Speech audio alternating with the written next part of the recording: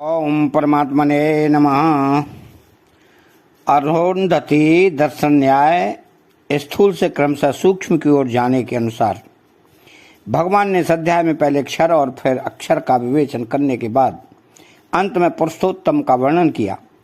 अपने पुरुषोत्तमत्व को सिद्ध किया।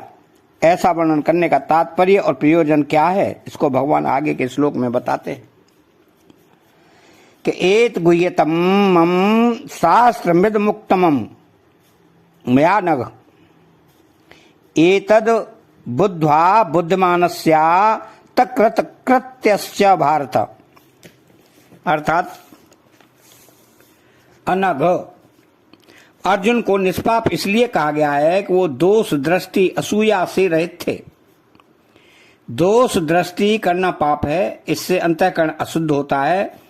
तो जो दोष दृष्टि से रहित होता है वही भक्ति का पात्र होता है। तो गोपनीय बात दोष दृष्टि से रहित मनुष्य के सामने ही कही जाती है। यदि दोष दृष्टि वाले मनुष्य के सामने गोपनीय बात कह दी जाए तो उस मनुष्य पर उस बात का उल्टा असर पड़ता है। अर्थात वह उस गोपनीय बात का उल्टा अर्थ लगाकर वक्ता में भी दोष देखने लगता है कि आत्म श्लाघी है, दूसरों को मोहित करने के लिए कहता है इत्यादि। इससे दोष दृष्टि वाले मनुष्य की बहुत हानि होती है। तो दोष दृष्टि होने में खास कारण है अभिमान। मनुष्य में जिस बात का अभिमान हो उस बात की उसमें कमी होती है। उस कमी को वह दूसरों में देखते लगता है। अपने में अच्छाई का अभिमान होने से दूसरों में बुराई दिखती है और दूसरों में बुराई देखने से ही अपने में अच्छाई का अभिमान आता है। तो यदि दोष दृष्टि वाले मनुष्य के सामने भगवान अपने को सर्वोपरि पुरुषोत्तम कहें तो उसको विश्वास नहीं होगा। उल्टे वह यह सोचेगा कि भगवान आत्मश्लाघी, अपने मुंह अपनी बड़ाई करने वाले हैं। निज ज्ञान राम पर धरई। तो भगवान के प्रति दोष दृष्टि होने से उसकी बहुत हानि होती है। इसलिए भगवान संतजन दोष दृष्टि वाले अश्रद्धालु मनुष्य के सामने गोपनीय बातें प्रकट नहीं करते। वास्तव में देखा जाए तो दोष दृष्टि वाले मनुष्य के सामने गोपनीय रहस्ययुक्त बातें मुख से निकलती ही नहीं। तो अर्जुन के लिए अनघ संबोधन देने में यह भाव भी हो सकता है कि इस अध्याय में भगवान ने जो परम गोपनीय प्रभाव बताया है वह अर्जुन जैसे दोष दृष्टि से रहित सरल पुरुष के सम्मुख ही प्रकट किया जा सकता है। तो इति गुह्यतमम शास्त्रमिदम। अव्यभिचारिणी भक्ति की बात कहने के बाद भगवान ने आगे के श्लोक में जिस क्षर अक्षर और पुरुषोत्तम के विषय का वर्णन किया है उस विषय की पूर्णता और लक्ष्य का निर्देश यहाँ इति इदम पदों से किया गया है। तो इस अध्याय में पहले भगवान ने क्षर संसार और अक्षर जीवात्मा का वर्णन करके अपना अप्रतिम प्रभाव प्रकट किया। फिर भगवान ने गोपनीय बात प्रकट की कि जिसका यह सब प्रभाव है वह अक्षर से अतीत और अक्षर से उत्तम पुरुषोत्तम मैं ही हूं। तो नाटक में स्वांग धारण किए हुए मनुष्य की तरह भगवान इस पृथ्वी पर मनुष्य का स्वांग धारण करके अवतरित होते हैं और ऐसा बर्ताव करते हैं कि अज्ञानी मनुष्य उसको नहीं जान पाते। स्वांग में अपना वास्तविक परिचय नहीं दिया जाता, गुप्त रखा जाता है, परंतु भगवान ने इस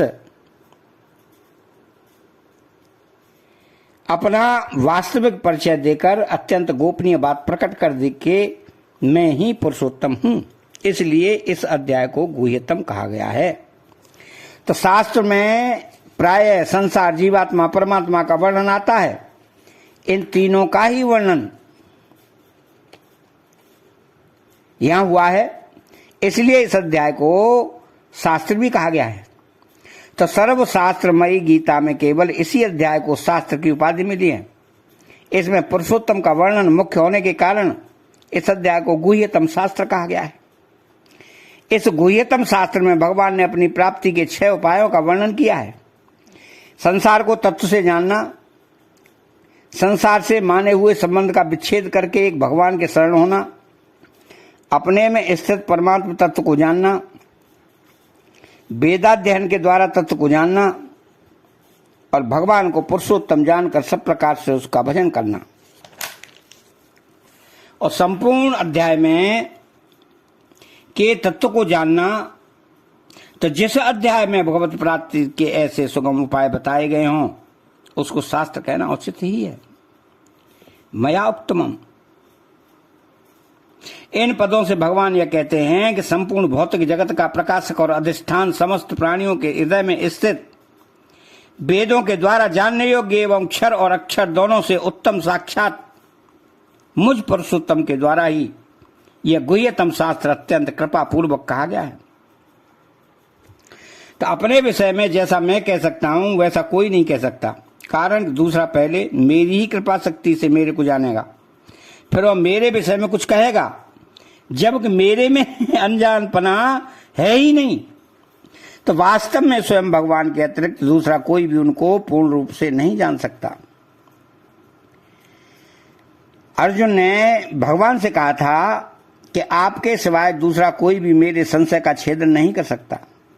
या भगवान मानो ये कह रहे हैं कि मेरे द्वारा कहे हुए विषय में किसी प्रकार का संशय रहने की संभावना ही नहीं है।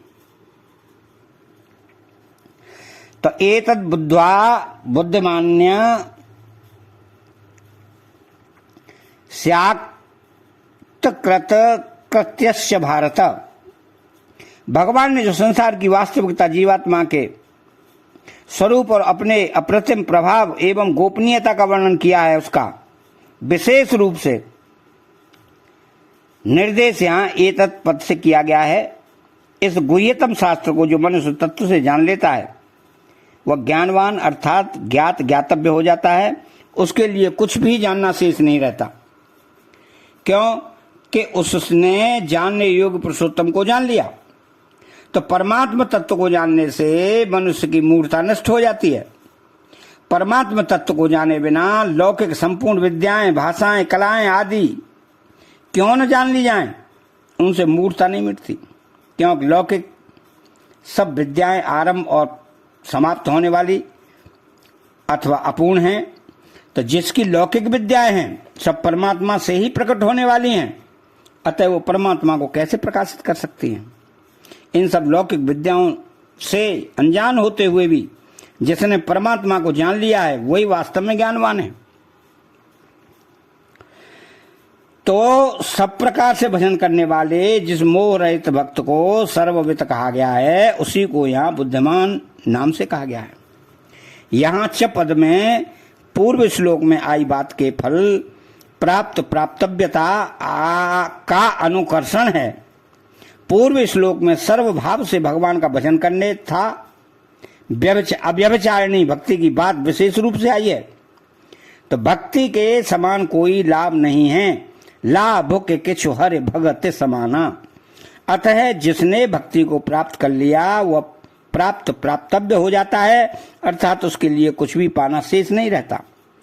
तो भगवत तत्व की यह विलक्षणता है कि कर्मयोग, ज्ञान योग और भक्ति योग तीनों में से किसी एक की सिद्धि से कृत कृत्यता, ज्ञात ज्ञातव्यता और प्राप्त प्राप्तव्यता तीनों की प्राप्ति हो जाती है।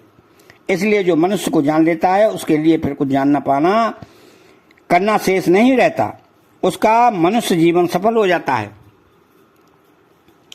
तो भगवान ने इस अध्याय में अपने आप को पुरुषोत्तम रूप से अर्थात अलौकिक सम प्ररूप से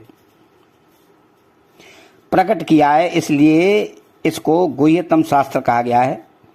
मनुष्य कर्मयोग से कृतकृत्य, ज्ञान योग से ज्ञातव्य और भक्ति योग से प्राप्त प्राप्तव्य हो जाता है। मेरे को अपने लिए कुछ नहीं करना है, ऐसा अनुभव होने से मनुष्य कृतकृत्य हो जाता है।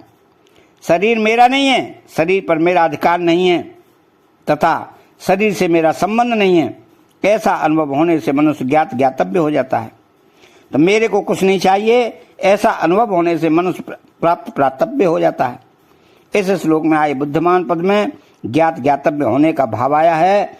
पूर्व श्लोक में स सर्व विद्भजति माम सर्वभावेन भारत पदों में प्राप्त प्राप्तव्य होने का भाव आया है। प्रस्तुत श्लोक में आए च पद से भी अनुक्त समुच्चय अर्थ प्राप्त प्राप्तव्य ले सकते हैं। लौकिक क्षर और अक्षर तो प्राप्त है, अतः अलौकिक परमात्मा ही प्राप्तव्य। इस श्लोक से यह भाव निकलता है कि भक्त को ज्ञान योग और कर्म योग दोनों का फल प्राप्त हो जाता है, अर्थात वह ज्ञातव्य और कृत्य भी हो जाता है। अतः चैनल को सब्सक्राइब करें, बेल आइकन घंटी को दबाएं और कमेंट बॉक्स में जय श्री कृष्णा लिखें। बोलो जय श्री कृष्णा।